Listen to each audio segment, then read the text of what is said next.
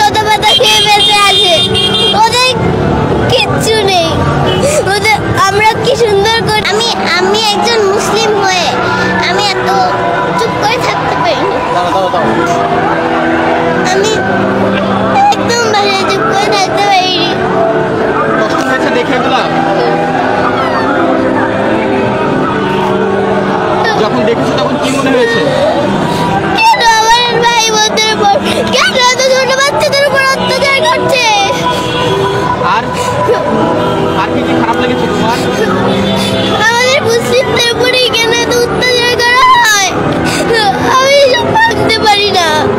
খুব খারাপ লেগেছে তোমার?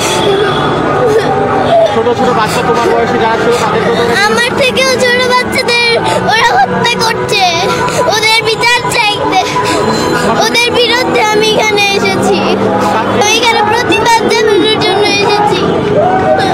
হ্যাঁ, যদি বাচ্চাকে নিয়ে এসেছেন একেবারে একেবারে ছোট বাচ্চা, যদি একটু জানতে চাই আসলে নিজে নিয়ে আসা। এটা আসলে আমাদের ইমানি দায়িত্ব। বিশেষ করে আজারি সাহেবের একটা পোস্টে যখন দেখলাম যে আপনি আপনার সন্তানদেরকে নিয়ে আসবেন, এই পোস্টে আমি ওকে বলেছি, তখন সে বলেছে যে বাবা আমিও যাব। সেই চিন্তা ভাবনা থেকে নিয়ে আসছি। আর ও নিউজগুলি দেখে বাসায় কান্না করে খুব, যে ওর মতো বয়সের বাচ্চারা খেতে পারছে না, গুলিতে মরছে। এগুলি দেখে আমাকে বললো বাবা আমাকে নিয়েই যেতে হবে। ভাবলাম যে নিয়েই যাই, এই জন্য নিয়ে আসছি।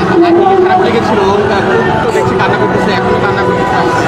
না, আমরা চাই মানবতার মুক্ত হোক, মুসলমানদের মুক্ত হোক, ফিলিস্তিনি মুক্ত হোক, সারা পৃথিবীর মুসলমানরা যেন মুক্ত থাকতে পারে, এটি আমরা চাই। সেটারই প্রতিবাদ করতে আমরা এসেছি আজকে এখানে।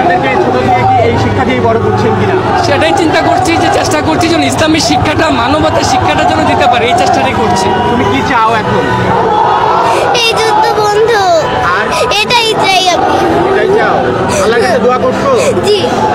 কি দোয়া করছো তোমার ছোট ছোট ভাই বোনদের জন্য? এই যুদ্ধ যেন বন্ধ হয়,